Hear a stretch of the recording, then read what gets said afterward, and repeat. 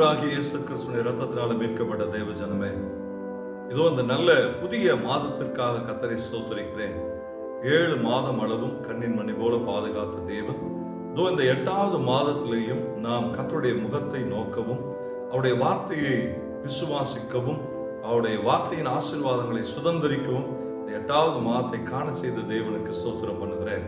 இந்த 8வது மாதத்திலேயும் ஆண்டவர் நமக்கு வாக்கு பண்ணுகிறார். யோபனுடைய புஸ்தகம் 23ஆம் அதிகாரம் 14ஆம் வசனத்தினுடைய முன்பகுதியிலே ஆண்டவர் நமக்கு வாக்கு பண்ணுகிறார். எனக்கு குறித்திருக்கிறதை அவர் நிறைவேற்றுவார், எனக்கு குறித்திருக்கிறதை அவர் நிறைவேற்றுவார். யோபு தன்னுடைய வாழ்க்கையிலே கர்த்தரை அறிந்த விதம், கர்த்தரை விசுவாசித்த விதம், கர்த்தர் பேரில் வைத்திருந்ததான நம்பிக்கை, அதை குறித்து யோபு பேசும்போது இந்த வார்த்தையை சொல்லுகிறார். யோபு இருந்த நிலைமை என்ன என்றால், எல்லாவற்றையும் இழந்து போய் எல்லா நஷ்டங்களையும் அனுபவித்து எல்லா இரத்த சம்பந்தமான உறவுகளினுடைய நிலைமைகளையும் அறிந்து, இன்னும் சொல்ல போன பெற்ற பிள்ளைகளை எல்லாம் இழந்து தன்னுடைய மனைவியே ஜீவனை விடு என்று சொல்லுகிற வார்த்தையோடு கூட அவர் அமர்ந்திருக்கிறார். தன்னுடைய சிநேகிதர்கள் நிந்தையை உண்டாக்குகிற வார்த்தைகளை பேசுகிற நிலைமையிலே அமர்ந்து கொண்டிருக்கிறார்.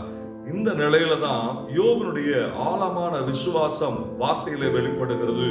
யோபனுடைய ஆழமான கர்த்தர் பேரில் வைத்திருக்கிற நம்பிக்கை இந்த வார்த்தையில வெளிப்படுகிறது.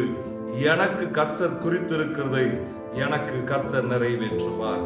இந்த சத்தத்தை கேட்டுக்கொண்டு இருக்கிற தேவ ஜனமே, நீங்கள் எந்த நிலைமையில இருந்தாலும் சரி, எப்படிப்பட்ட சூழ்நிலையில் இந்த வார்த்தைகளை கேட்டாலும் சரி, இந்த மாதத்துல, இந்த 8வது மாதத்திலே கர்த்தர் உங்களுக்கு என்று குறித்திருக்கிறதை கர்த்தர் உங்கள் வாழ்க்கையில நிறைவேற்றுவார். ஒரே ஒரு ஆச்சரியமான காரியம் என்ன என்றால், தேவன் நம்மை அழிப்பதற்காக இன்னும் கஷ்டப்பட வேண்டும், நாம் நஷ்டப்பட வேண்டும், நாம் அழிந்து போக வேண்டும் என்று சொல்லி தேவன் இந்த பூமியில நம்மை உருவாக்கவில்லை.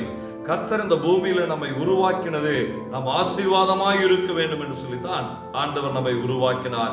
பரலோக திட்டத்தை, பரலோக சித்தத்தை இந்த பூமியில நீங்களும் நானும் செய்து முடிக்க வேண்டும்.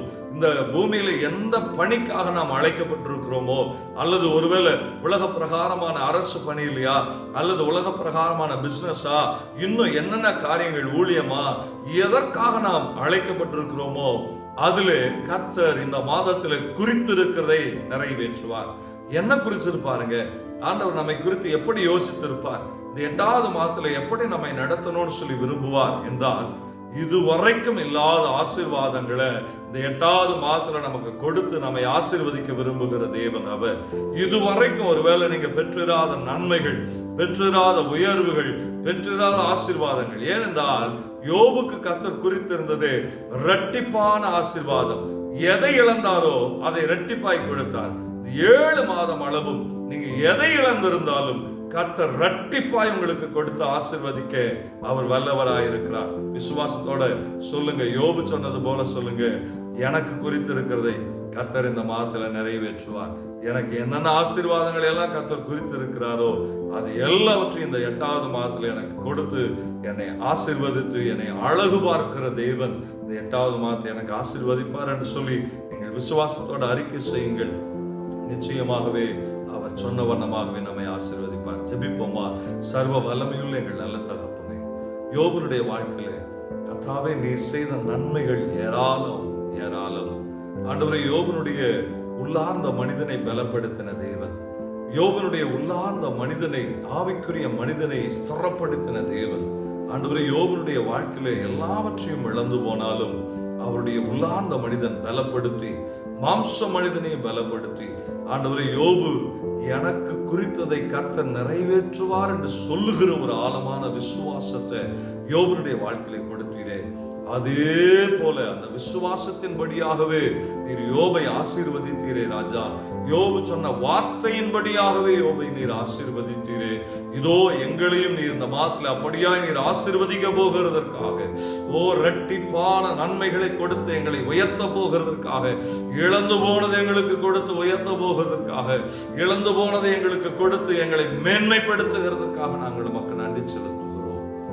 என்னோடு கூட இணைந்து ஜெபிக்கிற அத்தனை பேருடைய வாழ்க்கையிலையும் குறித்திருக்கிறதை இந்த மாதத்தில் நீங்க நிறைவேற்றுங்கன்னு சொல்லி ஜெபிக்கிறோம். உடைய திருக்கரம் அதை செய்து முடிக்கட்டும். உடைய வார்த்தையினாலே சொன்னது உடைய கரத்தினாலே செய்து முடிங்க. இயேசு கிறிஸ்துவின் நாமத்தினாலே ஜெயமெடுத்து ஜெபிக்கிறோம் எங்கள் நல்ல பரிசுத்த பிதாவே. ஆமென். சோர்ந்து போக வேண்டாம். 8வது மாதம் நமக்கு ஆசீர்வாதமான மாதம், ஜெயம் கொடுக்கிற மாதம். God bless you. God bless you.